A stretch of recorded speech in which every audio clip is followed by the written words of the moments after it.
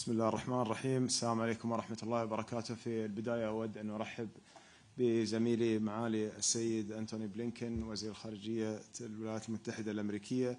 طبعا اليوم نلتقي وقد مر عام على الحرب على غزة وتطور هذا الصراع وصولا إلى لبنان ومناطق أخرى في الشرق الأوسط. الاجتماع اليوم كان اجتماع مهم ومثمر. كان لدينا الفرصة لمناقشة أولا آخر التطورات في الحرب على غزة والطريق للوصول إلى حل، وطبعا الجهود المستمرة ما بين دولة قطر والولايات المتحدة الأمريكية وجمهورية مصر العربية والشركاء في المنطقة وصولا إلى حل أولا لوقف الحرب وإعادة وإطلاق سراح الرهائن والأسرى. للأسف يعني كان من بداية هذه الحرب ونحن نحذر من تطور وتوسع الصراع إلى أيضا مناطق أخرى في الشرق الأوسط، ونرى أن اليوم أيضا الحرب اتسعت إلى لبنان ومناطق أخرى. فلذلك كان النقاش بسبل إيقاف الحرب في لبنان أخذ حيز كبير من مناقشاتنا اليوم، وكيفية التوصل إلى حل عاجل لوقف هذا العدوان على لبنان الشقيق والالتزام بقرارات مجلس الأمن ولا سيما القرار 1701. رأينا للأسف في الأيام الماضية كثافة للهجمات الإسرائيلية في قطاع غزة خصوصا في المنطقة الشمالية، وندين هذا الحصار على شمال غزة والقصف الممنهج للمستشفيات ولمخيمات اللجوء. ورأينا أيضا الوضع يتطور إلى إسقاط براميل متفجرة على الأشقاء في غزة، ونرى أن هذه المرحلة المؤلمة التي نمر فيها في المنطقة يجب أن تنتهي بأسرع وقت، ويجب أن يتحلى الجميع بروح المسؤولية تجاه الأبرياء والمدنيين في المنطقة. أيضا كان لدينا فرصة للحديث على أهمية إيجاد حل مستدام للقضية الفلسطينية، وطبعا ما يسمى باليوم التالي لغزة، وهو الوصول للسلام في المنطقة بشكل عام. طبعا كان مناقشاتنا اليوم في هذا الملف مناقشات بناءة، وكان هناك كثير من المقترحات والنقاش حول هذه المقترحات. كيف من الممكن لنا أن نصل إلى وضع مستقر ومستدام في قطاع غزة وأيضا في الضفة الغربية، وصولا إلى الحل المستدام للقضية الفلسطينية، وطبعا إبقاء حل الدولتين هو المرجع الرئيسي لهذه العملية. أشكر معاليكم طبعا على زيارتكم للدوحة. الزيارة اليوم أتت في توقيت مهم جدا، وأتت في إطار جولتكم في المنطقة، ونحن متأكدين أننا بالشراكة والالتزام تجاه هذه الشراكة بين دولة قطر ودول المنطقة والولايات المتحدة من الممكن لنا أن نصل للسلام في المنطقة. شكرا معاليكم على تواجدكم معنا اليوم، ونتمنى كل التوفيق في استمرار جهودكم.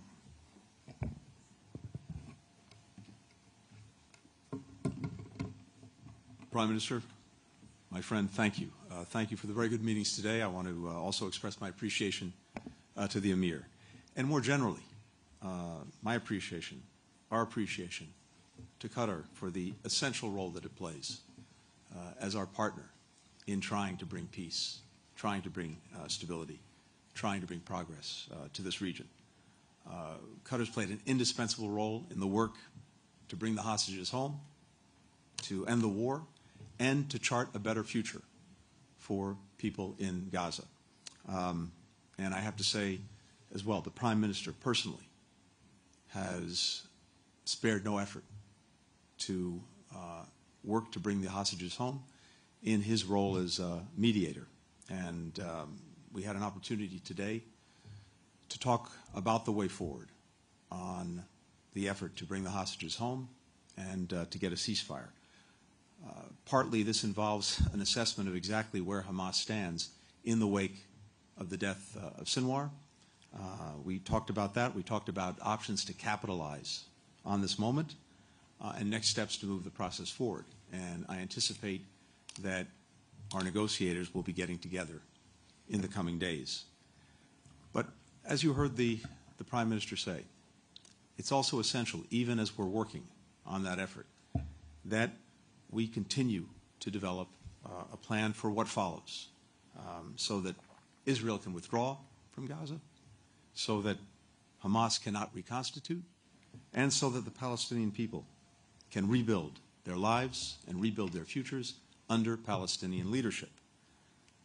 Throughout this trip, including with the Prime Minister and the Emir today, we discussed the concrete ideas that we've been developing for security, for governance, for reconstruction in Gaza. This is a moment for every country to decide what role it's prepared to play and what contributions it could make in moving Gaza from war to peace. And as I said the other day, I think this is a pivotal moment for that question because Israel has accomplished the strategic goals that it set out for itself, making sure that October 7th and the horrors can never happen again by effectively dismantling the military organization of Hamas. It succeeded in doing that, and bringing to justice its leaders, those who perpetrated the horrors of October 7th, notably Sinwar. Now that that's been accomplished, this is a moment to work to end this war, to make sure all the hostages are home, and to build a better future for people in Gaza. And as I said, it's necessary in order to do that to make sure that we have the appropriate plans in place. And we did have a productive discussion on that. Meanwhile, even as we're working on all of this, it is imperative that we continue to address the humanitarian crisis in Gaza, the extraordinary challenges that the children, the women, the men of Gaza are encountering every single day. And that's all the more urgent with winter approaching, and we're deeply conscious of that. Here again, I have to say, Qatar's generosity over these many months has been extraordinary. Thousands of tons of food, of medical supplies, of life-saving assistance for the people of Gaza. The United States, as the largest provider of aid to displaced Palestinians, is also continuing to make vital contributions. Today we're announcing an additional $135 million in humanitarian assistance, water, sanitation, maternal health for Palestinians in Gaza, in the West Bank, as well as in the region. And I would note that since October 7th of last year, our humanitarian assistance by the United States now totals more than $1.2 billion. But we all know that it's not enough to provide funding. It's not even enough to get the assistance to the borders of Gaza. What's so critical is that the aid gets to the people who need it. Secretary Austin and I emphasized in a letter that we wrote recently to our counterparts in Israel the imperative of Israel taking urgent and sustained action to make sure aid can get to those who need it. We have a list of very specific actions that we are tracking every single day. Now, there's been progress since we sent that letter, some positive steps, including the opening of the Erez passage, the decision to restart the Khan Yunis desalination plant that will give more than 1 million Gazans access to clean water. Some other steps that have been taken, but this is not yet enough. And we will continue to press for and take the necessary measures to ensure that we get greater progress and that we get greater results in making sure aid gets to those who need it. Prime Minister also noted that we have been deeply focused from day one on trying to ensure that the conflict in Gaza does not spread more broadly throughout the region. And even as we have real challenges, we're working to make sure that we don't see a major escalation and major conflicts develop elsewhere. With regard to Iran, we of course are concerned about the potential for broader conflict, particularly since Iran launched its second direct attack on Israel using ballistic missiles just 23 days ago. The United States supports Israel's right to defend itself, and we've been in close coordination with Israel on what is necessary to deter further aggression from Iran and to ensure that any response does not lead to an endless cycle of escalation. We're also continuing to work with our partners in the region to make very clear to Iran that further attacks against Israel will have deeply negative consequences for Iran's interests. We're very attentive to the fact that the risk of broader conflict is high, and that's all the more reason why we're determined and acting to try to make sure that we prevent that. And then finally, on Lebanon. We've spent some good time, both with the Emir and with the Prime Minister, talking about the conflict there, and as well the important role that Qatar has been playing, including as a leading donor of humanitarian assistance. As Israel conducts operations to remove the threat to Israel and its people along the border with Lebanon, we have been very clear that this cannot lead, should not lead to a protracted campaign, and that Israel must take the necessary steps to avoid civilian casualties and not endanger UN peacekeepers or the Lebanese armed forces.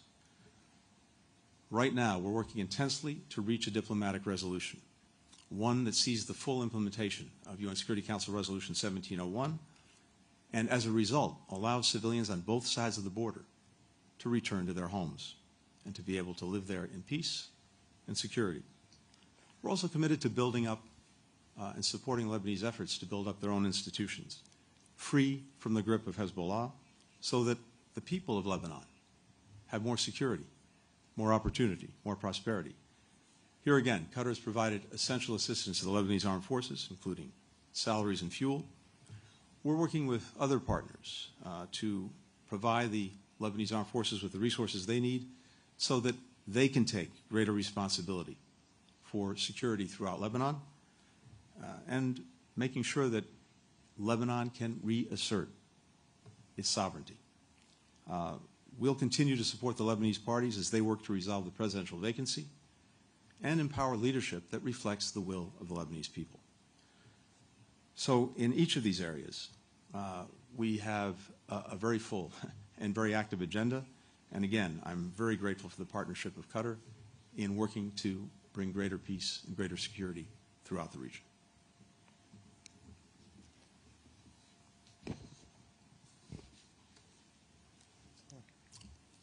We're happy to take some questions. السؤال الأول من صهيب العصا قناة الجزيرة العربية.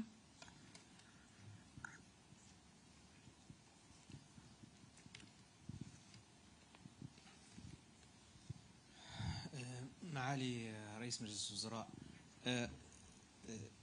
تتحدث كالوساطة عن الطرفين دائما في هذا الصراع، ولكن هل من ضغط يمارس على الطرفين، ونحن نعلم أنه آخر نتاج لهذا الضغط كان في نوفمبر في توقف مؤقت للحرب، واليوم تتحدث عن لقاء مثمر فيما يتعلق بالحرب في غزة. هل هناك مؤشرات على أن هذا اللقاء المثمر سينعكس على الأرض وستنتهي الحرب قريبا بضغط الوسطاء على الطرفين؟ والسؤال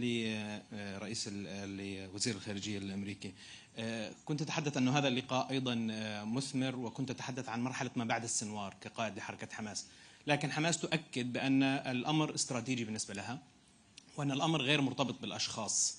فأي مقاربة للإدارة الأمريكية لإنهاء الحرب، مع الأخذ بعين الاعتبار أن إسرائيل لم تعطي مؤشرات حتى هذه اللحظة على إنهاء الحرب وتواصل هجومها على شمال غزة؟ هناك 200,000 إنسان يتم تجبيحهم وتهجيرهم وقتلهم بشكل جماعي. شكرا.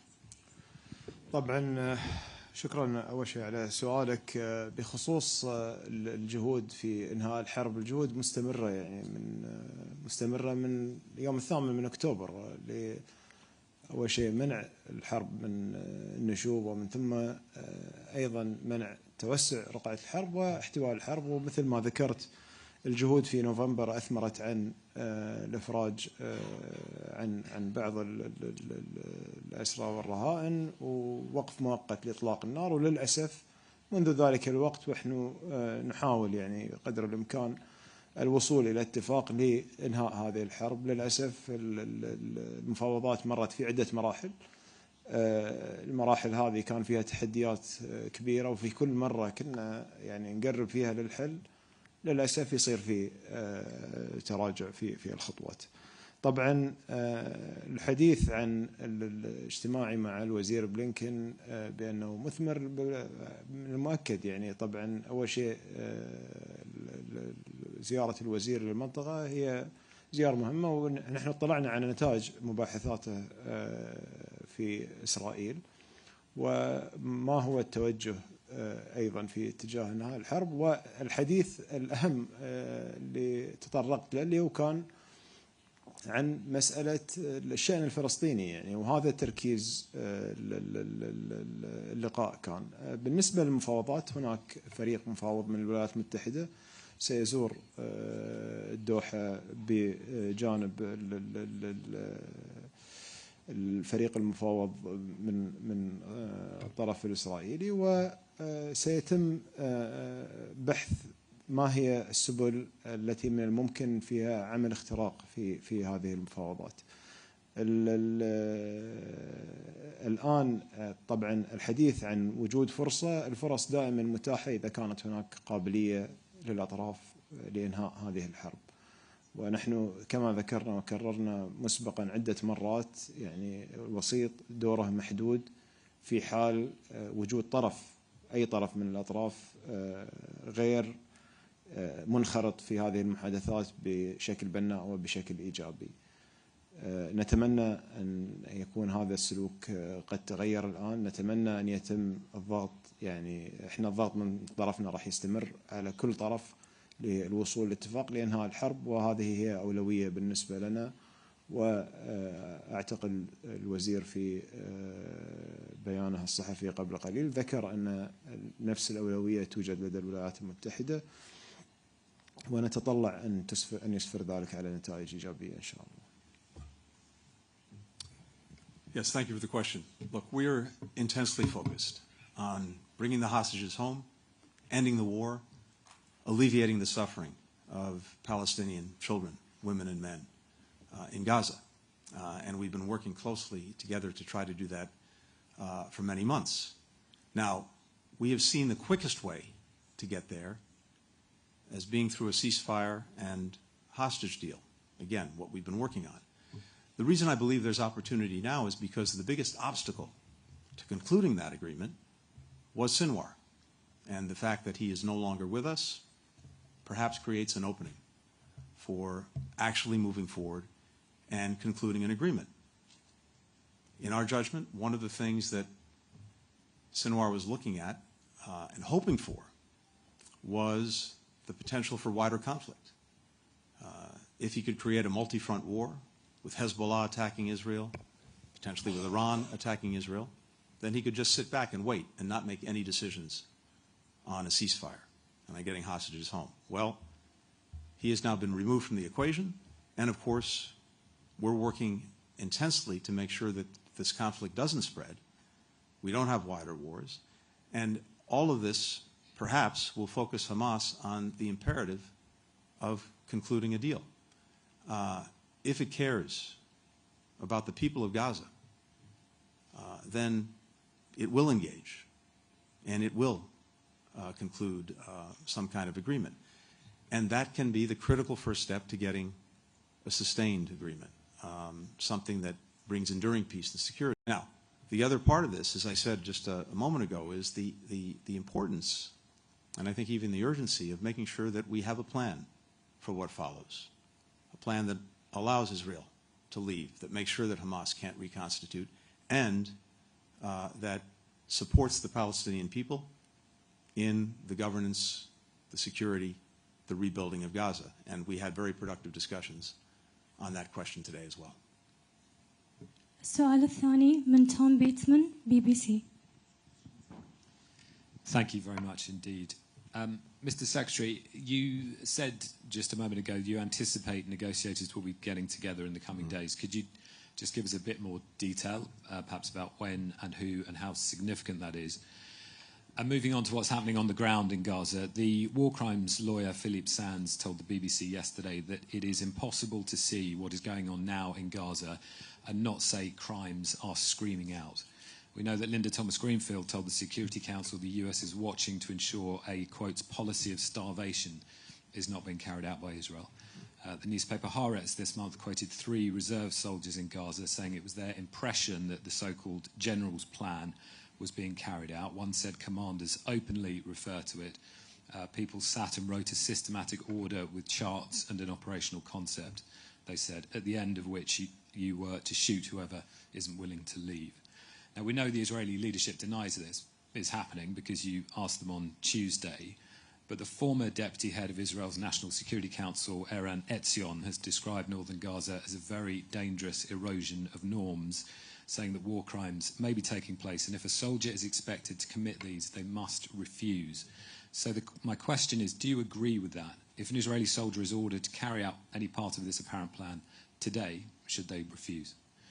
And Mr. Prime Minister, do you agree with the Americans' assessment that Yahya Sinwar was the chief obstacle to a ceasefire deal?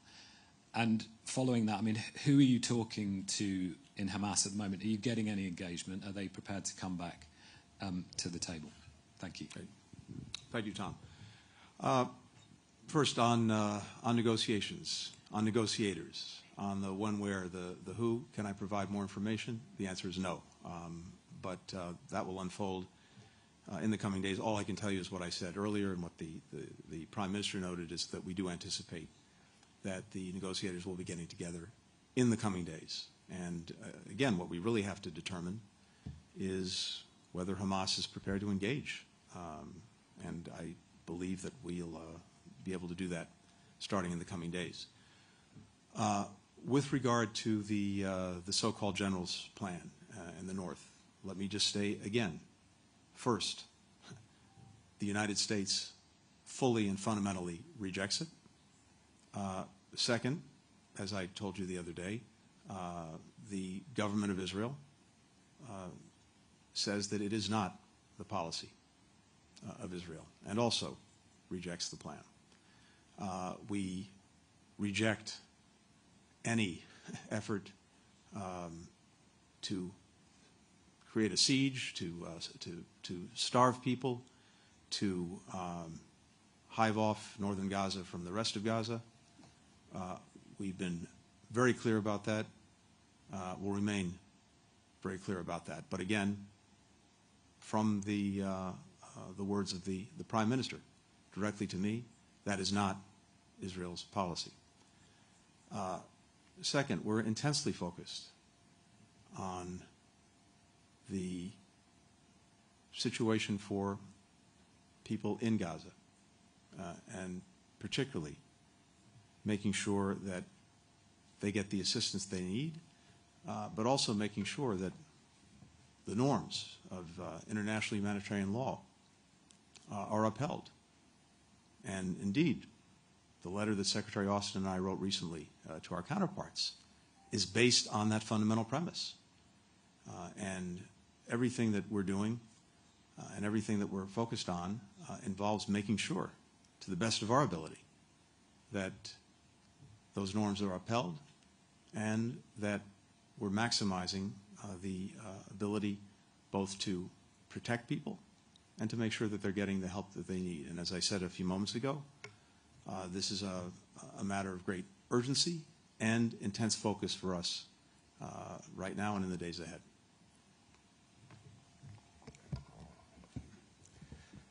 Well, thank you very much. Just answering to your question, whether we see Sinwar as an obstacle, I'm just, I need to be very clear and very mindful that our role as a mediator, we fully respect it, and our policy, we don't speak about any party who would represent the obstacle and start, to point on one over the other yet. We have, throughout the process that we've been through in mediation in different fronts, we have never seen something like this being in the media more in the negotiation room. So you can go throughout the process and you can see on each stage where it stopped, and it will be very clear who's stopping at each stage of that. So I just wanted to make sure that there is nothing from Qatar will say on one party or another. السؤال الثالث من أندرو ميلز رويترز. Thank you, and thank you for the opportunity to ask questions today.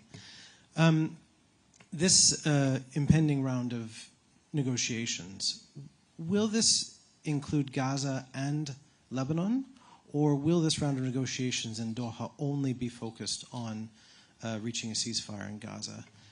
Could you also please talk about what kind of deal will be on the table? Is this President Biden's proposal from May, or will this be something new? And if it's new, what will it be?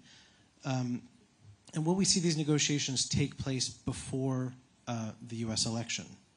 And then perhaps for both of you, Israel yesterday accused 6 colleagues from Al Jazeera of being members of Hamas or Islamic Jihad.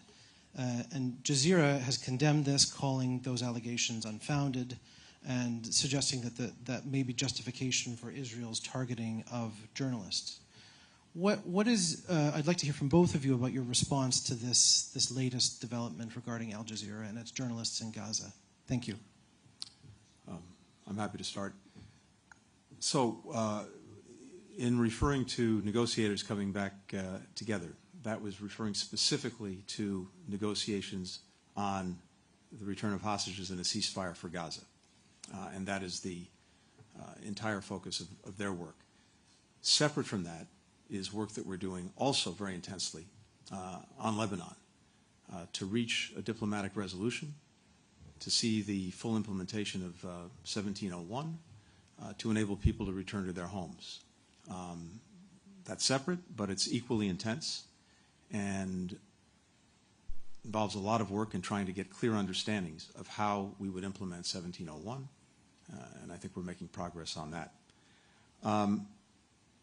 Going back to the negotiations on ceasefire and hostage deal, I think one of the things we're doing is looking at whether there are different options that we can pursue to get us to a conclusion, to get us to a result. And so we're talking both with our mediating partners in Qatar and in Egypt about that, and this is something that the negotiators will be discussing as well when they get together. With regard to the report on Al Jazeera, I can't speak to the veracity of that report. It clearly needs to be examined. We very much support the work of journalists in Gaza and everywhere else around the world, including in areas of conflict. And we're equally determined that journalists be protected. Far too many have lost their lives in Gaza. We're determined to do what we can to ensure that, again, they can do their work as safely and securely as possible, recognizing that in any conflict zone, of course, there's inherent danger. But it's imperative that this work continue. The United States strongly supports it. Well, I'm sorry, I just need, because there was a part of your question previously I didn't answer, I missed it. It's my mistake.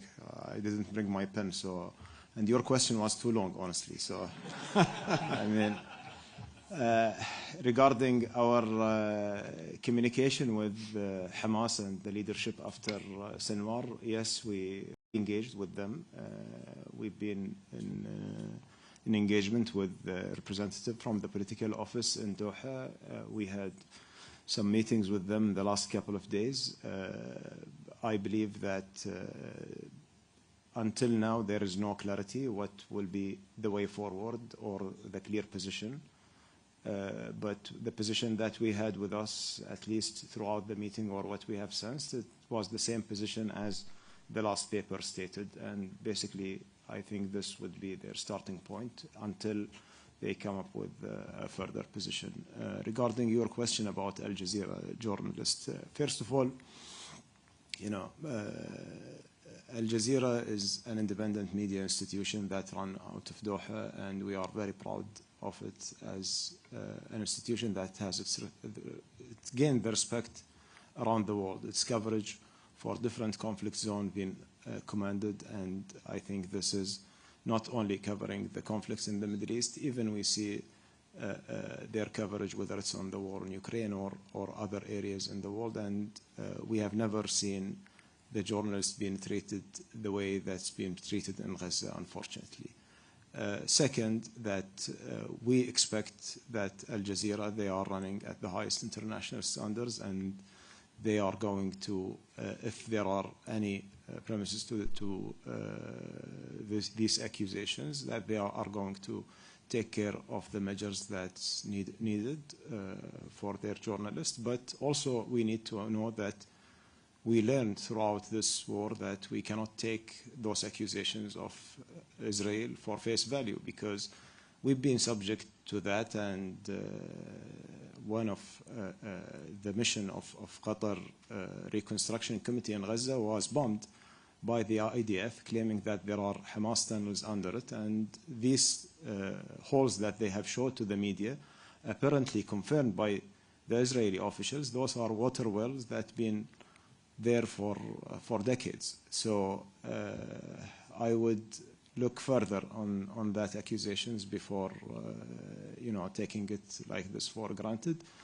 And finally, I just echo what the Secretary has mentioned about the protection of the press in different conflict zones. It's necessarily, it's mandatory in the international law, and I think that there is no any justification for targeting the press, nor the civilians, of course, but the press, especially in the war zones. Whatever the justification is, I think it's not acceptable. السؤال الرابع والأخير من فرنوش أميري AP News. Thank you, Secretary Blinken and Prime Minister, for taking questions. My question is, we've reported that there's an Egyptian proposal on the table that Qatar supports for a short pause in fighting, in which Hamas would release a handful of hostages and humanitarian aid deliveries would be increased. What is the status of that proposal after, Secretary Blinken, after your discussions with Israel and Arab partners this week, including the Prime Minister?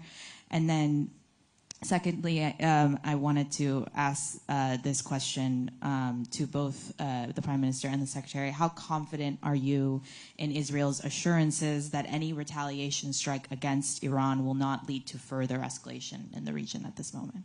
Thank you.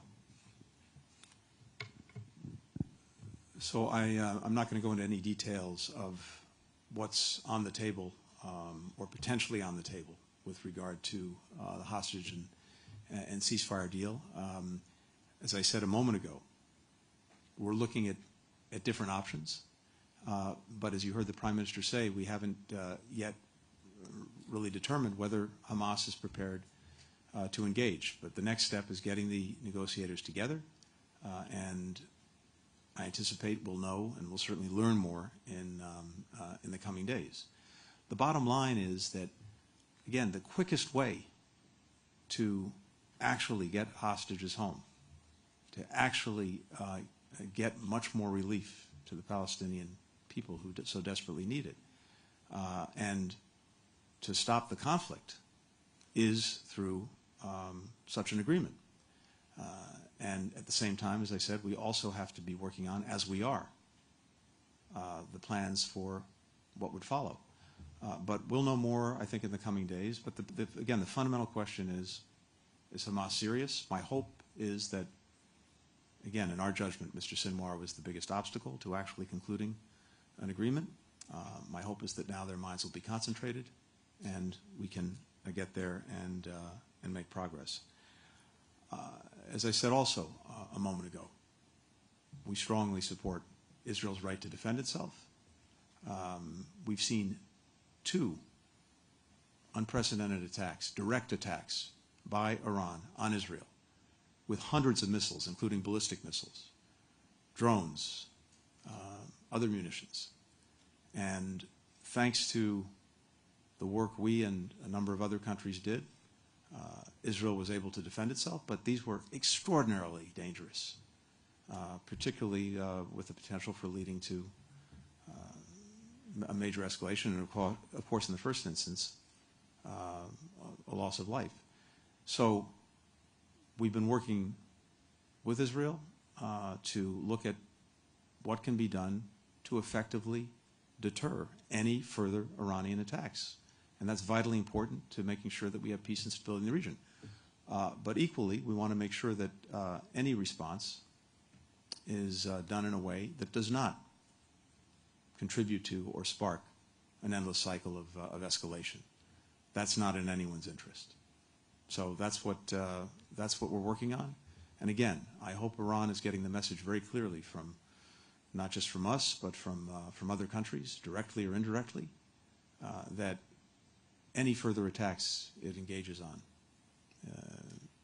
toward Israel really risk fundamentally its interests. And what we need to see is a de-escalation of this, and that in turn, I think, can also contribute to all of the efforts we're making in other parts of the region, including with regard to Lebanon, and including, of course, with regard to Gaza. So we're focused on this very intently, and let me leave it at that. Just if you allow me to comment on the first part of your question, just to make sure that things are clear. We are closely coordinated with Egypt on any kind of initiatives that will emerge on the table. Today, there are an ongoing discussion between Egypt and Hamas. We hope that these discussions will yield to something positively, and the discussion that will come afterward, it will be a follow-up for that. So we are hoping to achieve something, as we are all serving the same goal. Regarding the potential escalation or what's happening right now in the region, Qatar policy remains the same, that we want to avoid any escalation from getting further. We are trying to talk to all the parties, and that's what's been doing for the last year now, in order to contain the situation and to avoid any escalation from erupting to a regional war, which all of us, I think, we want to avoid. Our objective is to stop the war in Gaza, to stop the war in Lebanon, and to reach a comprehensive ceasefire in the region. I believe the region been through a lot, especially in the last year, and it's enough. It's the time now for us to be more focused on bringing peace to our people in that region, and to focus on their prosperity and development, rather than just, speaking about conflict and seeing just rounds of an endless escalation. Thank you. والآن نختتم المؤتمر الصحفي. شكرا لمعالي رئيس مجلس الوزراء ووزير الخارجية وسعادة وزير الخارجية الأمريكي وممثل